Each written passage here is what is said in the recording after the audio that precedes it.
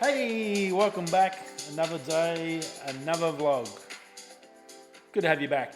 Big shout out to all you guys over on podcast land. Up to another 6 people joined today, so that was pretty cool. Thank you very much. Hope you're enjoying the podcast, getting something out of it. Hopefully, I'm explaining things well enough to you. I guess you can't. It's good you can't see my hands as well. We're very much an Italian talker. But yeah, thanks for being part of the family, and it's great to have you come along and listening in and catching up on the latest goss and giz and everything else that's happening all around the world. Obviously didn't do too much last night. I crashed and burned normal first day back, swapping back from night shift to normal reality. Out by 9 o'clock and comatose till 7:30 this morning, so needed that sleep. It was really good. I had a good day yesterday, catching up with the family and playing with Jack and all the fun things in life that we do. And then this morning, once I got up, I walked Jack up to school, to daycare. That's now my favourite part of my life. It's very, very cool as a dad to walk your kid, I guess, to school. It's pretty, you see it in the movies and it's very, I guess, cliche, but really, really proud actually to sort of be able to do that. I never thought I'd be a dad. It's probably something I never really planned and never really put much thought into or process to. I sort of was always baseball, and that was pretty much it actually, baseball. It was very, very cool to be doing that now, and it's fun. Me and Bentley gets to come for a walk, and then I took Bentley for a walk after we dropped Jack off to school. And yeah, it's really, really cool. It's one of probably the best parts of being a dad, I think. And I'm really enjoying it. I get to go pick him up after I've done this. So let's get this done. I didn't obviously do much work on videos last night. I said to you the other day I was going to start on my Margaret River video. I started doing the photos, but I found all my other stuff. So, because I'm sometimes a dickhead, excuse my French. I've got that, so the next video will be Hovia Falls, but also there should be a heap of unboxings and other stuff as well. So I've got a heap of that stuff coming through the pipeline. I found my old footage for my MacBook and some other gear unboxings, so I think I can do something with that. I've got to sit down and do some work tonight, try and smash out what I can. I'll try and get those unboxings and other bits done and work my way through. So I should have something by the weekend, but we've got a fair bit now to play with, and I'm a bit more organised now with the new computer. We've finally getting all the swap over bugs changed out and fixed from cleaning up and swapping data and all the different hard drives and backups I've got to do because I'm constantly travelling. So it makes it a little bit tricky. Now I've got more space in my laptop. It's a lot easier to bring all the stuff that I couldn't take before in my last one. So very, very cool. So we're getting there slowly. So a lot's happening. I've spent all day today. I've filmed 3 videos today. That's hence why I'm a little bit late on this one. So that's good. More fun stuff to talk about and do. And then a bit of news from yesterday and today.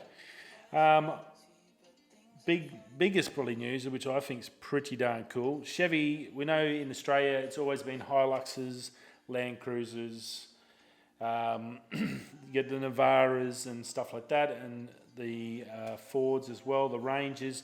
Rangers now probably the best dual cab you can get on the market. Proper forward driving, Land Cruisers has sort of always been around there, and it's sort of depending on what team you're with or what brand you follow is what your favourite is. Well, the Americans have sort of made a bit of a comeback. The Dodge Ram came back to Australia a couple of years ago, and it's gone phenomenally well. They're selling heaps of them just purely because boats are bigger. People are sick of driving poxy sedan cars and Land Cruiser wagons, and no one wants. I don't think anyone wants a wagon anymore.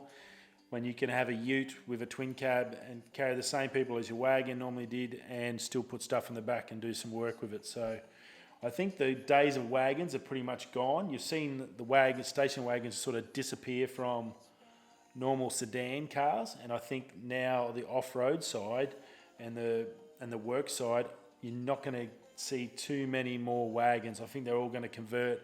Even Jeep has now got their, it's basically a twin cab ute.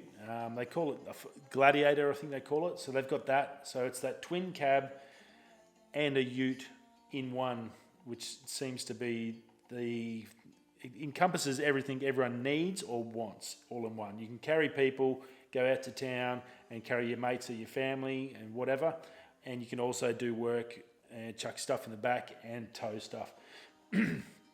So in that regards, that's why I think the Ram's gone really well. Big twin cabs, big utes, big diesel engines, and petrol engines, I think, as well on the Ram, and they're a really nice looking car. So they've done well. Chevy's now come back in, Ford's coming back towards that, and also we talked the other day about the Toyota getting that insane V8 twin turbo engine from the LC400, I think it was. And that might go into a new Tundra, which may ship to Australia because that's probably going to become part of a right-hand global platform for Toyota.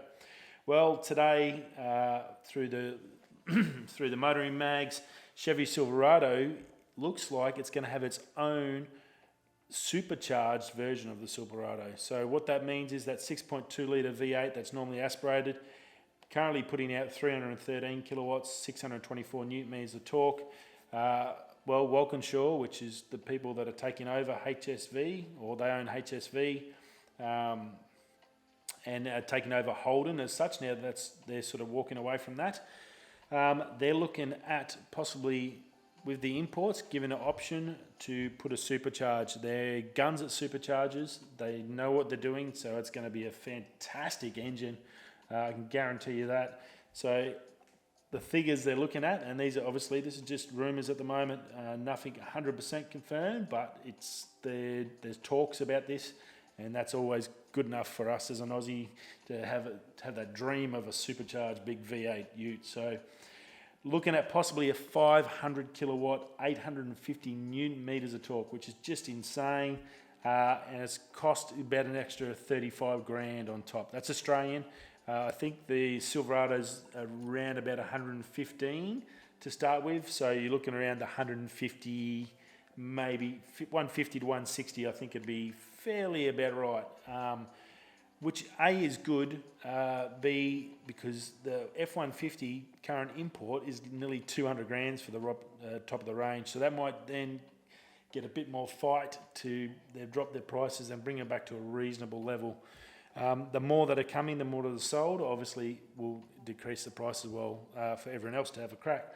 But yeah, 500 kilowatts, that's insane in a big ute, 850 newton meters of torque, you could pull Christ off the cross with that much torque. That is absolutely insane. So yeah, huge, and hopefully, fingers crossed, the boys at Walkinshaw and HSV actually do this and go ahead with it, because I think as much as Ram has sold a heap and that segment is really starting to blossom, I think something like this, a performance version, I think there's definitely people that will pay for it, pay that extra 30 grand to get this and rock up with their brand new boat and a big monster supercharged Chevy on the front end of it. That'll be pretty darn cool.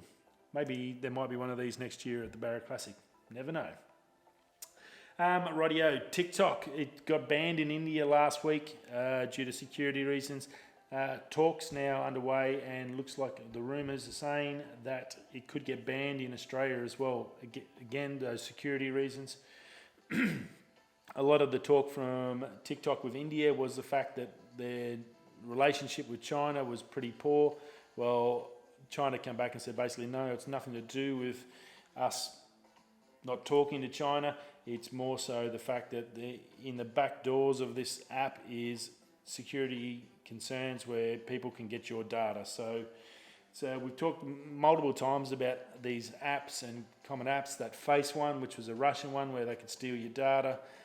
Facebook's renowned for stealing your data, and pretty much you really need to be on your toes. So if it is true, then it's I know it's probably not going to happen because there's so many people entrenched in it and it's such a massive platform.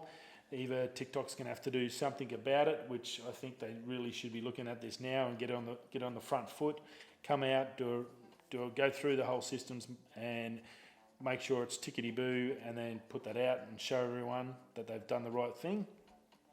Otherwise, I think it'll just be a case of this may get shut down, die off, and then the next app will come through, and that'll be the end of TikTok. So, I mean, it's only an app.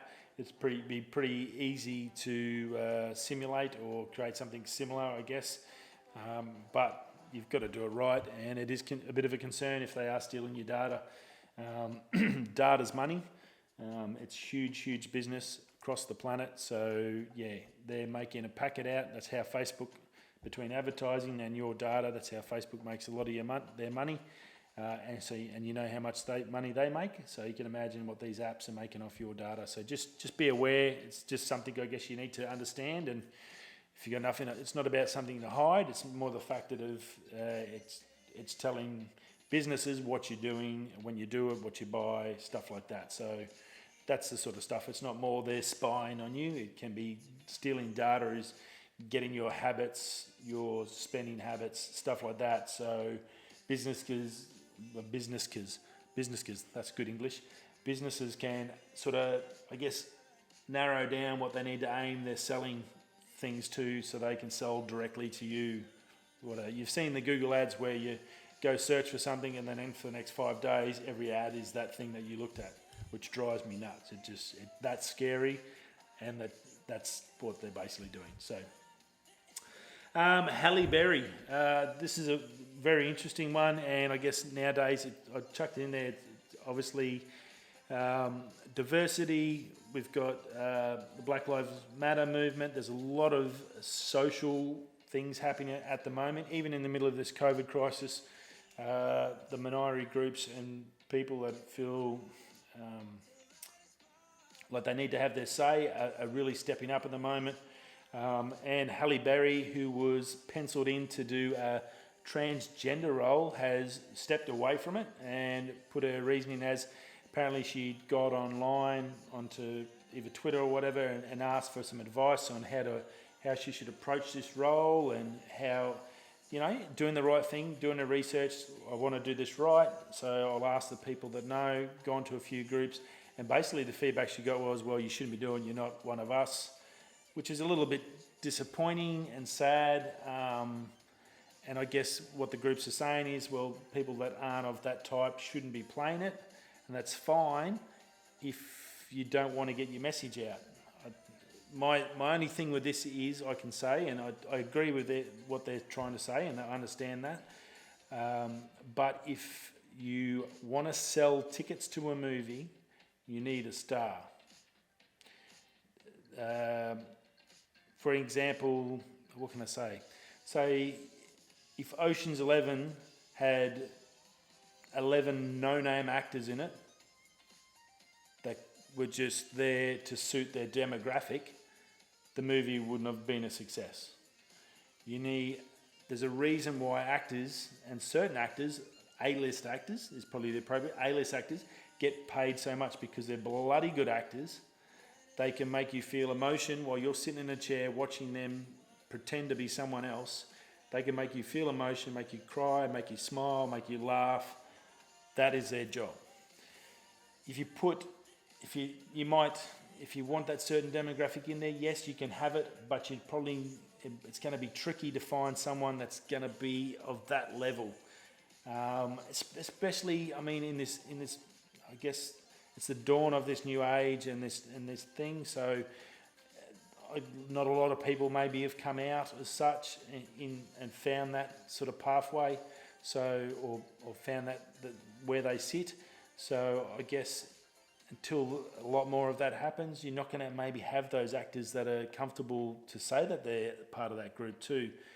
So it's a tricky thing, I think, to have someone as well known as her playing as long as she did it right, I think is a good thing, because at least then if it's done right and you've got a good actor, people are going to go and see it, people are going to watch it.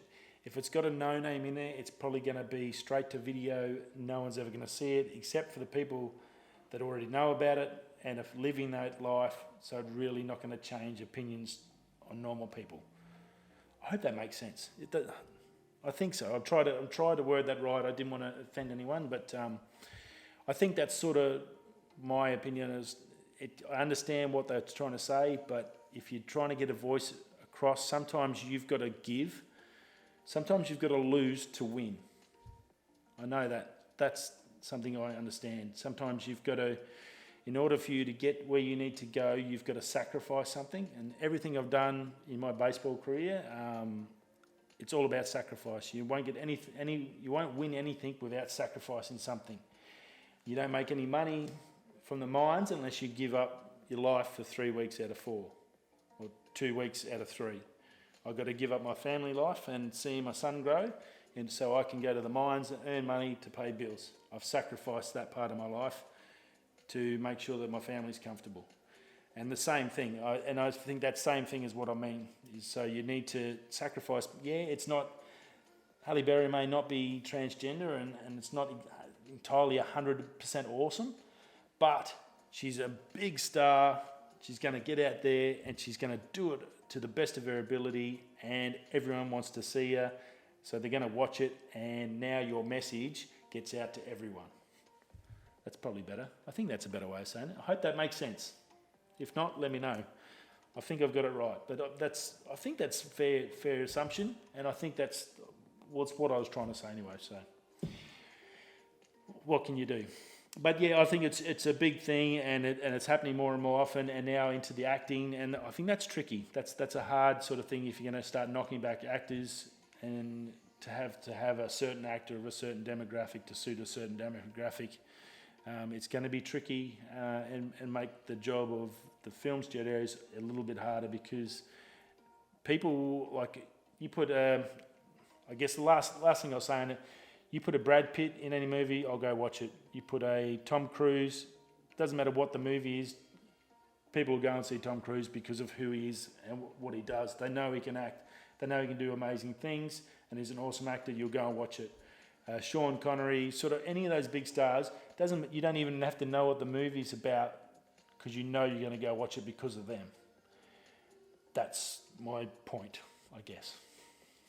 Who knows? Anyway, next. Into some camera stuff. Big day tomorrow, don't forget that. We'll talk about that at the end. Sony Rumors have dropped an announcement, or a rumour. They're not 100% reliable, so it is definitely a rumour.